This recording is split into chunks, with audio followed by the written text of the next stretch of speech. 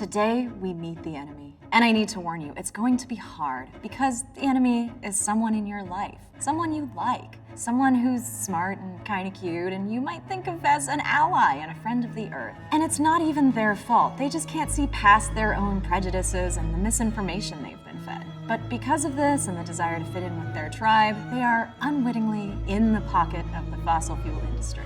And unless they change, if the planet melts and millions of people are killed and or displaced, it will be as much their fault as anyone else. And here they are. It's me. Not the imaginary dipshit you always picture when you're watching these videos. You know, the guy who thinks that all of us are tree-hugging cucks. You know, the guy you love to see me hit with zinger after self-righteous zinger. I'm talking about me and all my activist friends who lobby for change with our hilarious TikToks, who are out there fighting for solar and wind and geothermal energy, but never, ever touch nuclear power. Nuclear power. I've made hundreds of videos about climate change, and I've basically said nothing about nuclear energy. I was vaguely anti-nuclear because I saw the Simpsons movie at a formative age, then I was vaguely pro-nuclear because I saw a TED Talk. And that was me until researching this very episode, figuring I'd do a nice balanced pros and cons video about nuclear energy. It took me doing weeks of research, talking to experts, reading whole entire books to realize that me and my environmentalist buddies have been blowing our chances at a livable climate by just sort of assuming we could just do it without nuclear energy. We can't. And that means we would be just as much to blame for the climate crisis as any coal rolling, burger snarfing, plastic tossing, Kid Rock listening, yeehaw douchebag tearing down the I-95 in a Ford F-350. But f*** that guy anyway. Welcome to UnF the Planet.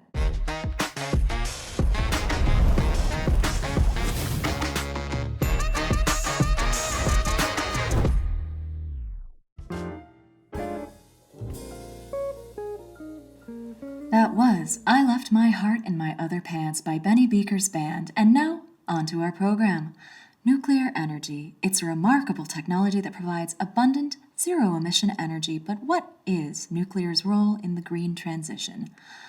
Are the risks overblown? Our guests are here to discuss. Overblown? The risks from nuclear energy are very real and very dire and very real. We agree, the risks are risky, but let's not forget the risk to the economy. Those are our guests, Crystal Green from the Denucleify Earth Foundation. Namaste. And we have Petra Oilworth for the Americans for Fossil Prosperity agglomeration. Tell me more about these risks, Crystal. Splitting an atom sounds pretty violent if you ask me. And of course the threat of nuclear meltdowns. Where will we put all that nuclear waste? How will we warn humans about it 10,000 years in the future? She's right. The year 12023 is just around the corner. Think of the children.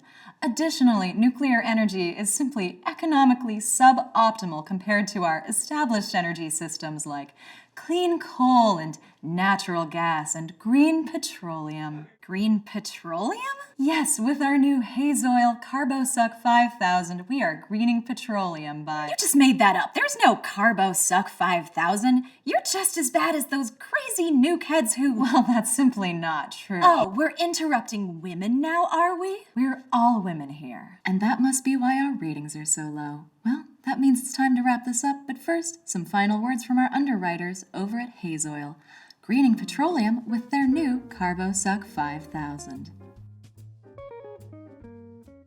Nuclear energy is the most divisive issue for environmentalists. I've seen as many people staging die-ins to protest nuclear as I've seen studies showing we can't solve climate change without nuclear. So I've just sort of kept my mouth shut, avoid getting put in bad environmentalist jail. And I'm not the only one. Climate nerds everywhere are raving about solar and wind and dunking on fossil fuels, but avoid nuclear like it's radioactive. Get it? But more importantly, this episode marks by far the most rabbit holes I've ever gone down researching one of these, and I'm gonna tell you about all of them. I'm gonna tell you about some of them. Sure, nuclear energy is one of the most efficient, reliable, and cleanest forms of energy we have, And there are a lot of experts saying if we just kept building power plants like we did during the atomic golden age of the 60s and 70s, we wouldn't even be talking about this whole climate change thing. And yet, of course, there were a couple pretty convincing reasons for us to stop building them. So it seems like there are three big questions. Is nuclear power safe? Is it economically viable? And the most pressing concern of all, are the vibes off? Welcome back to Unf***ing the Planet. We already ran the intro, but before we can answer those important questions and get ourselves out of this mess, we gotta figure out how we got into this mess. It all started when humans first split the atom. Not to create abundant zero-emission energy, are you kidding me? It was to kill each other, because priorities. So we did a bunch of that, and then we were like, oh shit, you can use this stuff to make lots of cheap, clean energy. That's crazy. Let's do that. And despite the looming threat of nuclear annihilation, we imagined repurposing the weapons of mass destruction to be tools of mass prosperity. Humanity envisioned a Jetsons-esque future with unlimited energy and resources and space travel, all brought about by human ingenuity, as long as we managed not to blow ourselves up. What could go wrong? There has been a nuclear accident in the Soviet Union, and the Soviets have admitted that it happened. A radioactive cloud headed north across Poland today and into Denmark, where radiation levels were 5 times normal, to Finland, 6 times normal, to Norway, up 50%. Ah, yes. Chernobyl is still considered the biggest nuclear disaster in history, when a perfect storm of government incompetence, worker incompetence, and real bad luck resulted in a nuclear meltdown that would ultimately cause an estimated 4,000 deaths, loads of radiation sickness, and irradiated an area of 1,000 square miles. It was such a f***up that the creator of the HBO Chernobyl miniseries hesitates to even call it an accident. He says that's like calling a car crash an accident when someone is doing 90 in a school zone into oncoming traffic. But we kept building nuclear power, albeit a little more slowly, until there was one more disaster that seemingly put humanity off nuclear for good. The 2011 Fukushima meltdown, where the largest earthquake in Japan's recorded history caused a tsunami that took 3 reactors offline simultaneously, causing a disaster which cost the lives of 1 person. Wait, what? And that brings us to the other history of nuclear energy. The history that's harder to comprehend with our little monkey brains than... But we need to put these disasters into context in order to talk about them. While humanity was building up nuclear plants, that nuclear was replacing coal and petroleum-based energy. Between 1971 and now, the building of those plants is estimated to have saved around 2 million lives that would have been lost as a direct result of fossil fuel pollution. Let's look at Fukushima again. The official estimate is 1 death, but some argue that there could be up to 1,000 excess cancer deaths, but the death toll from the Fukushima meltdown is actually a lot higher. Let me explain. Following the meltdown, Japan shut down all of its nuclear power plants, which of course made energy in Japan a lot more expensive. And that rise in electricity prices is estimated to have cost 4,500 lives. And if all this math with people's literal lives is starting to make you queasy, allow me to simply dust off my economics degree, because that is literally the entire field of environmental economics, just converting human lives, future, present, young and old, into dollar values, sticking them into a formula, and seeing if it's worth it to burn another barrel of oil. But for now, as a result of Chernobyl and later Fukushima, the world began decommissioning nuclear plants, and we didn't replace them with wind or solar or the power of friendship. We replaced them with coal, petroleum, and later methane natural gas, which combined cause 1 in every 5 human deaths. That is 8 million deaths per year. And that 1 in 5 isn't even counting, like climate change or the 6th extinction or whatever. That's just from pollution in the air right now getting into people's lungs. But the problem was, of course, the boomers. Not today's Fox News watching customer service nightmare boomers, but the 60s and 70s tie-dyed, patchouli-scented, free-lovin' boomers. They were still the same people who fuck up everything now, but back then at least they made it look cool. Yes, the counterculture of the 60s created a perfect world where everyone was equal as long as white dudes ran everything, but this time they were rebelling against everything, especially their dads.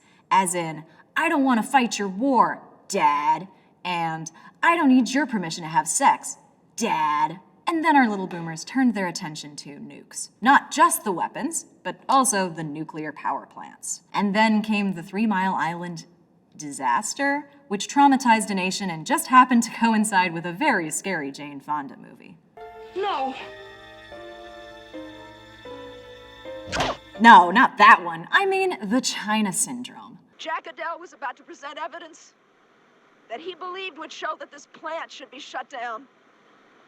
People still remember 3 Mile Island as like a mass extinction, but in reality, the area surrounding that cataclysm got a lower radiation dose than you'd get from a single X-ray at the dentist.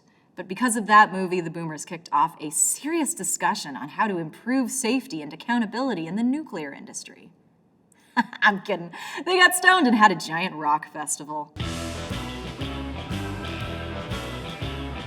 The concert was called No Nukes, Dad, and it was put on by the new coalition, Musicians United for Safe Energy, Dad. Their only policy proposal was that nuclear energy was scary and complicated and we should just not do it, you know? And that's how Jackson Browne and Bruce Springsteen and Crosby, Stills and Nash led this highly progressive movement right into the welcoming arms of the fossil fuel industry. I'm not kidding. One of the big anti-nuclear groups, Friends of the Earth, was actually founded and funded by Robert Orville Anderson, a long-haired hippie type whose day job just happened to be being the chairman of ARCO. Wait, am I saying that the anti-nuke movement that is still out there today, decommissioning nuclear plants, is partially descended from ancient oil executives taking advantage of scared boomers who didn't dig the whole nuclear vibe? Yes, but the album is pretty great. And now here I am, descended from 2 of those hippie boomers, broadcasting to something called the internet, in the uncomfortable position of trying to convince you that the vibes are all right after all. But even including those accidents, nuclear is still one of the safest forms of energy, even among clean energy, in the world. And there are even more idiot-proof next-generation reactors coming out that automate a ton of the safety processes and also shield the outside world from any potential meltdowns, and we'll talk about these next-gen reactors a bit later. But first, a word from our sponsor. From the makers of airplanes landing safely and sharks largely ignoring swimmers comes a new, true-to-life BHO drama, Nuclear Reactors Functioning Normally. Hey, Pete. Hey, Jane. Nice day today. Oh, yeah. Are you enjoying your statistically better health than the average office worker in a big city? Weird thing to bring up, but yeah. Coming soon to own on DVD and video. The other thing that totally throws off the vibes of nuclear is the waste problem, so much so that an entire field, nuclear semiotics, was created to try and figure out a way to communicate to future generations in 10,000 years to keep away from it, with phrases like, "This is not a place of honor, nothing is valued here, what is here was dangerous and repulsive to us," that, of course, quickly made their way onto the backs of booty shorts. They came up with the idea of an atomic priesthood to communicate the dangers of nuclear waste to future generations through myth and ritual. The whole concept is just spooky as hell.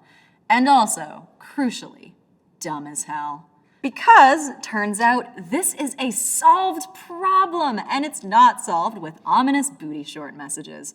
First off, the waste is only more radioactive than raw ore for 1,000 years, not 10,000, and much more importantly, it turns out you can just put the nuclear waste into rocks. This is called deep geologic disposal, and it's being done in Finland and hopefully soon in the rest of the world. We do this with other kinds of toxic waste that, unlike radioactive waste, don't get less dangerous over time, like mercury, which the nuclear-hating Germany itself manages to store just fine in gas-impermeable salt layers of the Earth, permanently removing it from the biosphere.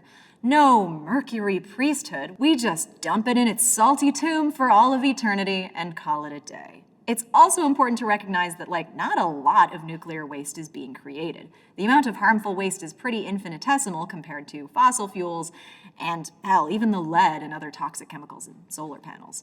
People are worried about water pollution, but as it turns out, the tide pools near Diablo Canyon Nuclear Power Plant are some of the most pristine on the West Coast. We can even recycle the nuclear waste, which they do in France. It's not super economical, but it may be someday. Hopefully someday sooner than 10,000 years from now. But even if they're just stored in casks on site, the waste is pretty safe. Point being, despite the fact that it's most Americans' go-to source of information about nuclear energy, The Simpsons isn't a documentary. Nuclear waste isn't a green goo that'll turn you into a three-eyed mutant. And sure, it's fun to play pretend about how to communicate with humans 10,000 years in the future, but instead, maybe we should figure out how to say, sorry for knowingly doing a mass extinction? I could talk forever about how safe nuclear is, how many fail-safes on fail-safes wrapped in bubble wrap there really are, but I think the main issue here is public imagination. Like, what could happen? What if all the humans died? Would all the nuclear plants melt down? What if the big one hits California? What if humans in 10,000 years randomly decide to drill thousands of meters deep into solid rock? But listen, guys, when you're playing Cosmic Trolley Problem, you don't just switch from an empty track to a track full of people because there might eventually, someday in thousands of miles, be someone on that empty track. And there are so many types of reactors being researched and experimented with that could be even safer, have no possibility of melting down, and operate almost entirely autonomously. There are dozens of kinds of new next-generation nuclear reactors, like molten salt reactors, high-temperature gas-cooled reactors, liquid metal-cooled reactors, traveling wave reactors, integral pressurized water reactors, supercritical water-cooled reactors, thorium-based reactors, fast neutron reactors, breeder reactors, and pebble bed modular reactors. Yeah! Which are all super cool. And any one of these, especially the thorium ones, could be the future of nuclear energy, but most of them are still in the research and experiment stage and are over a decade away from being deployed. And this is the planet. If the house is on fire, the solution isn't draw up blueprints for a better fireproof house next door while you're currently on fire. First, we'll put out the fire. And that brings us to the newest argument against nuclear. The new thing listed in all of the listicles that are like, sure, nuclear is not that bad, but here's why we shouldn't do it anyway. Economics. From Sierra Club to Greenpeace, all the boomer environmentalist foundations that helped kill nuclear in the first place are now driving the final nail in the coffin by being like, too late now, can't afford it now, and whose fault is that, Greenpeace? But the question still remains, can we do it fast enough and can we do it cheap enough? And oh baby, finally the thing I know stuff about. Let me again dust off my economics degree and how did this thing get so dusty? It's been like 20 minutes. Is there like a spider in here or... Well, at least my economics degree was good for something. Right, economics. It is true that standard reactors can take 6 years or more to get operational, and by then we might already be living in a Fallout world without even needing the nukes. There are a few ways to get around this. One is the IKEA way. No, not meatballs, modularity. By standardizing reactors, they're easier to assemble, cheaper to produce, and easier to keep safe. China is already doing this. And there are also some fancy advanced materials and manufacturing techniques being developed that could help them go up faster. And speaking of modular, it's finally time to talk about the trendiest, fastest building, most economical, most specialist little boys of next-generation nuclear. The small modular reactors. If you know anything about modern nuclear reactors, you've probably heard about these guys. They're small, from 1/10 to 1/4 the size of a traditional reactor, and modular, meaning the components can be built in a factory and not on site in as little as 2 years. And if you take a peek at this pie chart, it looks like most planet-warming pollution doesn't even come from like electricity generation. A lot of it comes from industry. But what's industry? A good amount of industry is having to heat stuff up to really high temperatures so you can make like cement or steel or whatever. And you can't heat things up to that temperature with solar panels or wind turbines. Usually you have to do it by burning gas or coal or petroleum. But an SMR can generate that heat for you, which is huge. So, okay, if nuclear energy is relatively safe, efficient, and can even be cost effective, the last question you may be asking is, do we even need it? The main argument from the nuclear haters is we can replace nuclear with other forms of clean energy. Germany vowed to shut down all of its nuclear reactors by 2022 after the Fukushima incident, hoping that it would give them a head start in being leaders in other kinds of renewable energy. So let's see how that's going. Yes, Germany mainly replaced power from nuclear with coal. It's coal? Coal. Meanwhile, their neighbors in France are doing just peachy with the whole European energy crisis thing, producing over 70% of its own power and 15% of Europe's total power through exporting their energy from 56 reactors. They didn't even mean to decarbonize their grid. They just wanted energy security. You know, in case a world superpower decided to lose its fucking mind. But that doesn't answer my earlier question. Could we fully decarbonize without nuclear energy? Well, maybe, but in time to avert climate catastrophe? You could fight in the comments. MIT ran 1,000 scenarios, and even in cases where solar and wind became significantly cheaper while nuclear energy maintained its same price, incorporating nuclear energy as a baseload was still found to be beneficial and maybe necessary. Because wind and solar require flexible, stable energy to fill the gaps, that's exactly what nuclear does. So, for my anti-nuclear environmentalists out there, I just got one question for you. Are you, mad at me? Be honest, because you've been responding to my text with emojis and I just feel like the vibe is off. I promise, I went into this thinking I'd do a balanced pros and cons, neutral nuclear episode, and then I couldn't find that many cons. I was really looking for them. I'm sorry. Okay, but no, seriously, I hope that if you were on the fence before, if nuclear seemed icky to you and you weren't sure why, or even if you're not stoked on building a brand new billion-dollar thorium reactor in your backyard, you'll at least agree that nuclear has its place. And we shouldn't be getting rid of perfectly good nuclear plants.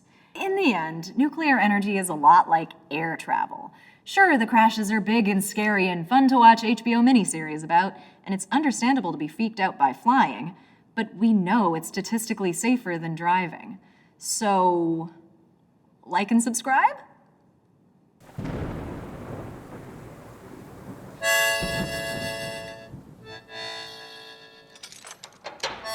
And you can rot in there. You'll all be hearing from my lawyers.